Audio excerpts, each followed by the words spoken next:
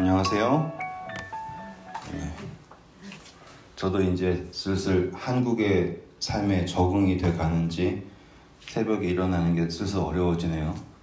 예전에 시차가 적응 안 됐을 때는 일단은 2시부터 일어나서 나는 새벽형 사람이구나 했더니만은 2시가 3시가 되고 이래서 점점점 되더니만 오늘은 좀 일어나는데 힘들었어요.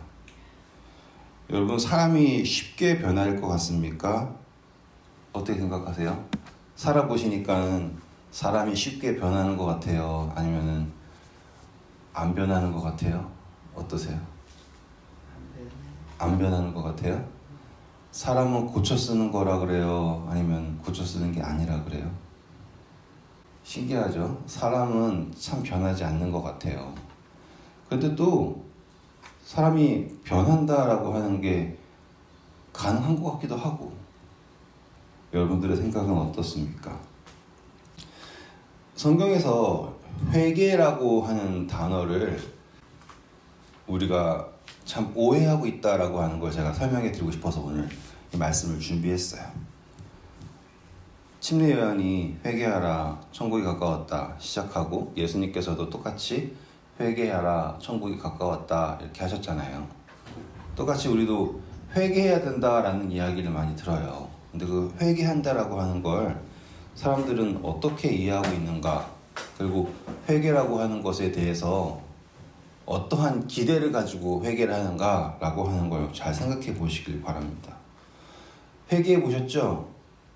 근데 사람들은 회개할 때 회개를 어떻게 하면은 그럴듯하게 해야 되는지 고민을 하지 정말 회개를 했는지에 대해서는 잘 모르는 것 같아요.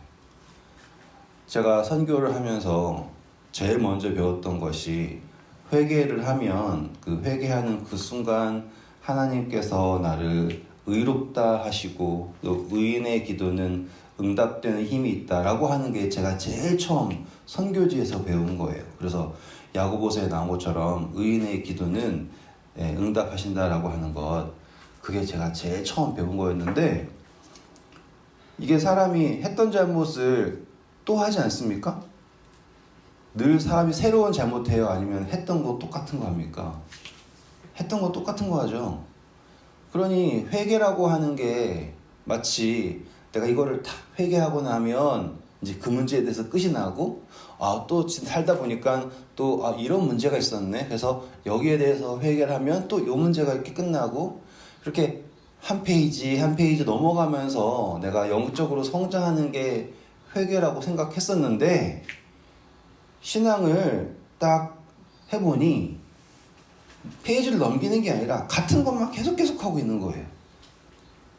계속 똑같은 문제에서 넘어지고 똑같은 거에 대해서 하나님 도와주세요, 잘못했어요, 또 좀 있으면 똑같은 문제 가지고 넘기고 있는 거예요. 그러니까 신앙이 발전하고 있는 게 아니라 계속 제자리에 맴 도는, 그러다가 어느 순간은 나는 진짜 회개할 수 없는 사람인가?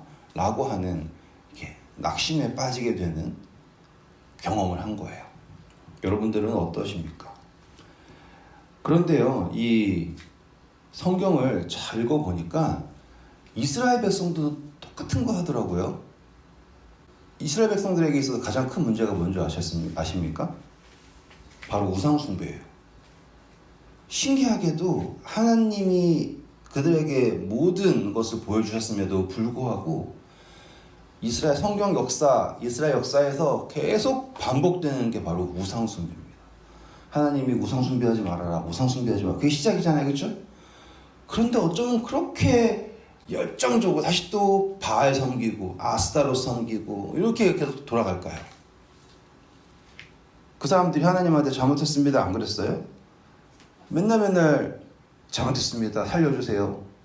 그런데 좀 있다가 사사가 죽으면 다시 또 이방신 섬기고, 또 하나님이 미디안을 보내시든지 다른 나라를 보내가지고 이렇게 하면 또 하나님 살려주세요 그러다가 또 사사가 나오고 사사가 죽으면 다시 또 이방신 섬기고, 그래 나중에는 이제는 그래 좋아 이제 왕까지 줬어요. 근데 왕이 있는데도 불구하고 이방신 섬기고 계속 반복이죠. 바벨론에 잡혀갔어요. 이제 거기서 돌아왔을 때 다시 이방신 섬겨요, 안 섬겨요? 어떻습니까? 신기하게 이방신을 안 섬겨요. 바벨론에서 돌아온 이후로는요, 유대인들이 우상 안 섬겨요. 그러면은 참된 회개를 이룬 것 같습니까? 아니에요. 우상은 안 섬기는데 하나님도 안 섬기는 상태가 돼요. 그래서 예수님 오셨죠? 오셔서 하나님의 아들이다 소개했는데 유대인들이 예수님을 섬깁니까? 안 섬기죠. 왜냐하면 자기가 우상이 돼버렸잖아요. 자기가 하는 말이 옳다. 그러니까는 유대 그 지도자들이 우상은 안 섬기는데요, 하나님도 안 섬기는 상태가 된 거죠. 제가 지금 어떤 이야기를 하는지 잘 이해하셨죠? 회개를 한다. 이걸 경험을 하고 내가 회개를 하면 내가 변할 것 같다. 아닌 거예요. 이스라엘 백성들은 그 수많은 사건들, 그 수많은 회개, 수많은 그 경험 속에서 단 한 번도 변한 적이 없어요. 자, 신명기 4장입니다. 이 신명기 4장을 참 다 읽으면 얼마나 좋겠습니까? 그런데 이 신명기 4장의 핵심은 뭐냐면 하나님께서 이스라엘 백성들에게 순종을 요구하시는데요. 제가 4절부터 읽겠습니다. 신명기 4장 4절. 오직 너희의 하나님 여호와께부터 떠나지 않은 너희는 오늘까지 다 생존하였느니라. 어떤 사람들이 생존했다고요? 하나님 여호와께 붙어서 떠나지 않은 사람들은 생존했어요. 내가 나의 하나님 여호와의 명하신 대로 규례와 법도를 너희에게 가르쳤나니 이는 너희로 들어가서 기업으로 얻을 땅에서 그대로 행하게 하려 함인즉 너희는 지켜 행하라. 그리함은 열국 앞에 너희의 지혜요 너희의 지식이라. 그들이 이 모든 규례를 듣고 이르기를 이 큰 나라 사람은 과연 지혜와 지식이 있는 백성이로다 하리라. 여기서 무엇이 우리의 지혜요 우리의 지식이라고 합니까? 하나님의 말씀, 계명이에요. 한 번 더 말씀드릴게요. 무엇이 지혜고 무엇이 지식이라고요? 하나님의 명령, 계명, 말씀, 그것이 우리의 지식이고 우리의 지혜예요. 그럴 때 7절입니다. 우리 하나님 여호와께서 우리가 그에게 기도할 때마다 우리에게 가까이 하신 것 같이 가까이 하신 것 같이 그 신의 가까이함을 얻은 나라가 어디 있느냐? 오늘 내가 너희에게 선포하는 이 율법과 같이 그 규례와 법도가 공의로운 큰 나라가 어디 있느냐? 자, 여기까지 이해하셨죠? 하나님께서 우리에게 주신 계명이 우리에게는 지혜요 지식이고 그 어떠한 이야기를 들어봐도 하나님처럼 우리와 가까이 하신 분이 없어요. 아멘입니까? 아멘. 아멘이에요. 그런데 여러분이 신앙을 쭉 하셨죠? 그렇게 놀라운 경험들 다 하셨잖아요. 근데 그 경험이 여러분들을 변화했나요? 라고 하는 질문을 오늘 드리는 거예요. 자, 그 다음이에요. 이제부터 매우 중요합니다. 잘 집중해서 봐주세요. 자, 오늘 내가 너희에게 선포하는 이 율법과 같이 그 규례와 법도가 공의로운 큰 나라가 어디 있느냐? 9절입니다. 오직 너는 스스로 삼가며 내 마음을 힘써 지키라. 두렵건대 내가 그 목도한 일을 잊어버릴까 하느라. 두렵건대 내 생존하는 날 동안에 그 일들이 내 마음에서 떠날까 하노라.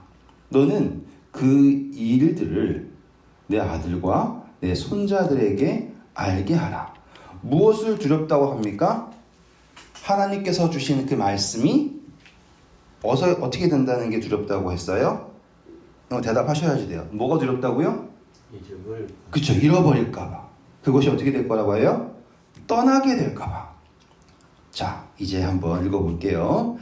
이젠 쭉 넘어가셔서요. 15절입니다. 여호와께서 호렙산 화영 중에서 너희에게 말씀하시던 날에 너희가 아무 형상도 보지 못하였은즉 너희는 깊이 삼가라. 자, 하나님께서 형상을 안 보여주셨다 그러죠. 두렵건대 스스로 부패하여 자기를 위하여 아무 형상대로든지 우상을 새겨 만들되 남자의 형상이나 여자의 형상이나 그리고 주변에서 쭉 나오는 게 뭐예요? 하늘이든지 땅이든지 어떠한 형상도 만들지 말라 그랬어요. 자, 이제 오늘의 이야기가 여러분들의 마음속에 딱 새겨지는 순간입니다. 여러분, 사람들이 왜 우상 만들까요? 왜 우상을 만들까요? 네? 보이는 신. 보이는 신? 사람들이 왜 우상을 만들까? 제가 인도에 있었잖아요. 신들의 나라. 온 그냥 한 걸음 뛰면 우상인데 살았어요. 그렇죠? 사람들이 왜 우상을 만드는가? 자, 아까 하나님께서 걱정하시는 게 뭐였다고요? 하나님을 잃어버릴까 봐.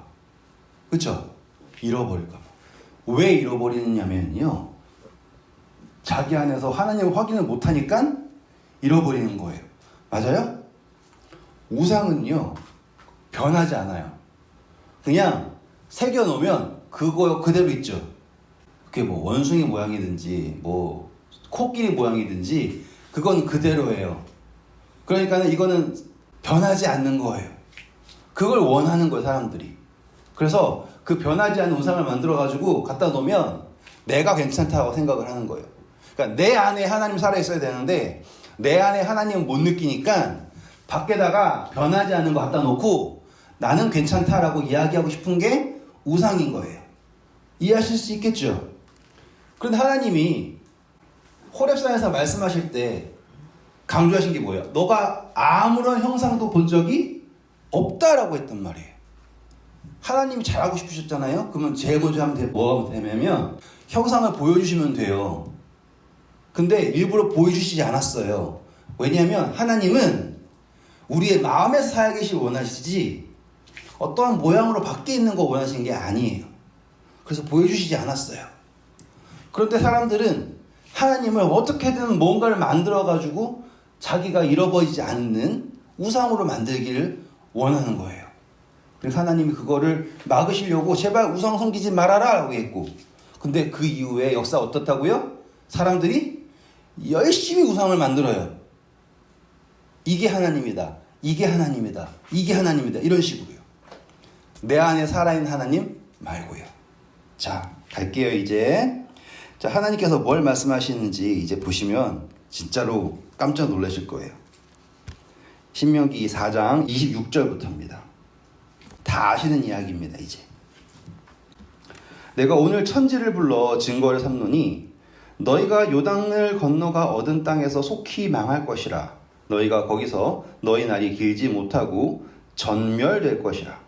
여호와께서 너희를 열국 중에 흩으실 것이요 여호와께서 너희를 쫓아 보내실 그 열국 중에 너희의 남은 수가 많지 못할 것이며 너희는 거기서 사람이 손으로 만든 바 보지도 못하며 듣지도 못하며 먹지도 못하며 냄새도 맡지 못하는 목석의 신들을 섬기리라. 이해되셨죠? 그러니까 하나님을 자르지 않고 하나님에서 벗어난 사람들은 결국에는 자기들이 원하는 바 듣지도 말하지도 생각하지도 못하는 신들을 섬길 거다라고 말씀하셨는데 이게 중요합니다. 29절 그러나 내가 거기서 내 하나님 여호와를 구하게 되리니 만일 마음을 다하고 성품을 다하여 그를 구하면 만나리라. 아멘. 자, 이 이야기의 끝이 어떻게 되냐면요, 하나님을 섬기려고 하는데 하나님께서 말씀하신 대로 섬기지 않고 자기의 마음대로 섬기다 보니까 매번 회개하는데 결국엔 하나님을 섬기는 게 아니라 다시 또 우상 섬기는 거예요. 매번 회개하는데 하나님 섬기지 않고 또 우상 숭배해요. 나중에는 유대인은 어떻게 했다고요? 우상도 안 섬기고 하나님도 안 섬긴 상태가 되었단 말이에요. 회개에 본질이 없는 상태가 되었어요. 왜 그럴까요? 내 안에 하나님이 없으니까 할 수 있는 거는 우상 만드는 것밖에 없는 상태.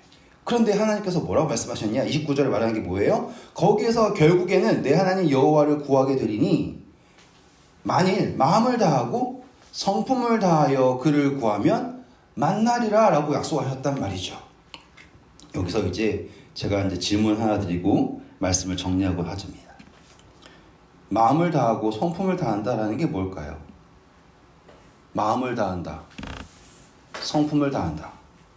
그래야지 만날 수 있는데 이 마음은 무엇이고 성품은 무엇인가? 흥미롭게도요, 이 성경에 약속된 말 중에 성품이라는 단어는 매우 귀한 단어입니다. 하늘나라 갈 때 우리가 가지고 갈 수 있는 게 뭐라고 들으셨어요? 네, 성품 가져간다 들었죠? 그렇죠? 근데 성품이라고 하는 걸 성경에서는요, 뭐라고 얘기하냐면 네페시라 그래가지고요, 생명을 말해요.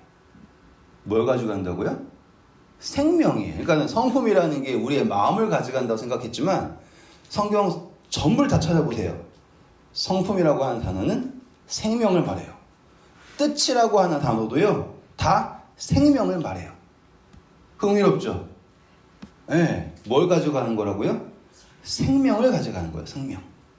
생명을 가져가는 거예요. 그러니까 내가 마음을 다하고요, 뜻을 다한다라는 건 결국에 하나님을 어떻게 찾아야 되는가? 나의 생명을 다해서 찾게 될 때 하나님을 만나게 되는 거예요. 다시 이제 첫 이야기로 돌아와서 왜 이스라엘 백성들이 그렇게 열심히 회개를 했는데 하나님을 못 만나고 우상을 만났을까요? 그게 바로 뭐냐면 마음을 다하지 않고 성품을 다하지 않고, 그러니까 생명을 다하지 않고 회개를 하는 거예요. 그래서 하나님께서는요, 이스라엘 백성들을 계속 어떠한 상태에 두시냐면 그들의 생명의 끝자락에 계속 두시는 거예요. 한 번 더 말씀드릴게요. 하나님께서 이스라엘 백성들을 다 어디에 주셨다고요? 그들의 생명의 끝자락을 계속 경험하게 하시는 거예요. 왜냐하면 그렇게 되었을 때 그들이 하나님을 찾을 수밖에 없다라는 것을 하나님께서 아셨기 때문에. 자, 그러면 이제 우리가 왜 하나님이 우리의 삶 속에서 힘든 일을 허락하시는가? 이게 무슨 의미인 줄 아실 수 있는 거예요. 하나님이 우리로 하여금 우리의 마음과 뜻을 다하여, 성품을 다하여 하나님을 사랑하는지를, 그분에게, 그렇죠? 우리의 모든 것을 드릴 수 있는 것을 원하는지를, 하나님을 만날 수 있도록 하는 기회를 주시는 것이 바로 이 부분이구나. 이 부분이 바로 회개의 요청이구나라는 걸 알게 되는 거예요. 그래서 회개라고 하는 게 하나님 잘못했어요 라고 얘기하는 게 아니었던 거예요. 하나님을 나의 성품을 다하여서, 생명을 다하여서 찾도록 하는 것이 하나님께서 요구하시는 회개였다라는 거죠. 아멘. 자, 성경절 하나 더 볼게요. 신명기 6장 5절. 여러분 다 암송하시는 거죠? 똑같은 이야기지만 읽어볼게요. 4절부터 제가 읽겠습니다. 이스라엘아 들으라. 우리 하나님 여호와는 오직 하나인 여호와시니 너는 마음을 다하고 성품을 다하고 힘을 다하여 내 하나님 여호와를 사랑하라. 아멘. 아멘입니까? 오늘 우리에게 하나님께서 우리의 성품, 생명 그 전부를 다하여서 하나님을 사랑하라고 요구하십니다. 그게 진정한 회개였던 거예요. 아멘. 잘못을 비는 것이 회개가 아니라 하나님을 사랑하는 것이 진정한 회개였어요. 잘못을 빌기만 하면 또 다른 우상을 섬길 수밖에 없어요. 왜냐하면 내 안에 하나님이 살아계시지 못하니까. 그런데 내가 내 마음과 뜻과 내 모든 성품, 생명을 다하여서 하나님을 사랑하게 되면 우리는 더 이상 우상을 만들 필요가 없어요. 왜일까요? 우리 안에 예수 그리스도께서 살아계시니까. 오늘 여러분의 마음속에 예수 그리스도께서 살아계시는 성품을 다하는, 그러니까 이제 하늘나라에 갈 때 왜 성품만 가져간다라는 걸 이해하실 수 있게 된 거예요. 그렇죠? 여기서 착한 척하는 내 마음이 가는 게 아니라 예수 그리스도의 생명이 내 안에 있을 때 그 생명이 하늘나라 간다. 맞는 말이죠? 그러니 거듭난다라는 것도 이해가 되시죠? 거듭난다라는 게 내 성품이 내 생명이 아닌 예수 그리스도의 생명이 되는 거예요. 그러니 이제 회개라고 하는 게 우리는 그동안 성형수술하는 걸로 생각했잖아요. 그래서 회개하는 게 고통스러웠잖아요. 왜냐하면 했던 작물 또 하고 또 하고 또 하고 그래가지고는 어떻게든 내 모습을 뜯어 고쳐야지 하늘나라 간 줄 알았잖아요. 아니었던 거예요. 회개라고 하는 거는 성형수술이 아닌 거예요. 그렇죠? 내 안에 이미 그분께서 허락하신 그 형상이 세수하면서 드러나는 것처럼 우리가 하나님께 온전히 의지하고 우리의 성품, 생명을 다하여 그분을 사랑할 때 주어지는 행복이 바로 회개의 축복이자 그리고 거듭남의 의미다라는 걸 오늘 여러분 알게 되셨습니다. 우리 회개하시고 성품을 다하여서 생명을 다하여서 하나님을 사랑하도록 결심합시다. 감사합니다. 기도할게요. 하나님 감사합니다. 내 마음과 뜻과 성품을 다하여 주 너희 하나님 여호와를 사랑하라고 하신 아버지의 명령을 오늘 저희가 다시 한번 새깁니다. 사람은 쉽게 변하지 않습니다. 또 저희가 저희 스스로 변하려고 노력했지만 늘 도돌이표처럼 같은 잘못을 계속하고 같은 문제 속에서 헤매고 있다는 것을 알고 있습니다. 이 미로와 같은 인생 속에서 아버지 저희가 거듭나기를 원합니다. 저희가 성품을 다하여 저희의 생명을 다하여 아버지를 사랑하기를 원합니다. 저희를 구원하여 주시고 저희가 저희의 입으로만 하는 저희의 마음속에서 결심으로만 살 수 있다고 착각하던 회개에서 벗어나 거듭나는 경험을 할 수 있도록 도와주세요. 저희의 생명을 아버지께 드립니다. 저희의 모든 것을 아버지께 드립니다. 우리가 비록 이 세상의 노예가 되어서 힘든 중에 있지만 너희가 그곳에서 마음을 다하여 뜻을 다하여 성품을 다하여 나를 찾으면 나를 만나리라 라고 하신 그 약속을 의지하오니 저희를 기억하여 주시고 저희가 아버지를 찾을 때 응답하셔서 오늘 저희에 드리는 기도가 아버지를 만나는 그 경험의 열쇠가 되도록 하실 것을 믿으며 이 모든 말씀 주 예수 그리스도의 이름으로 기도드립니다. 아멘.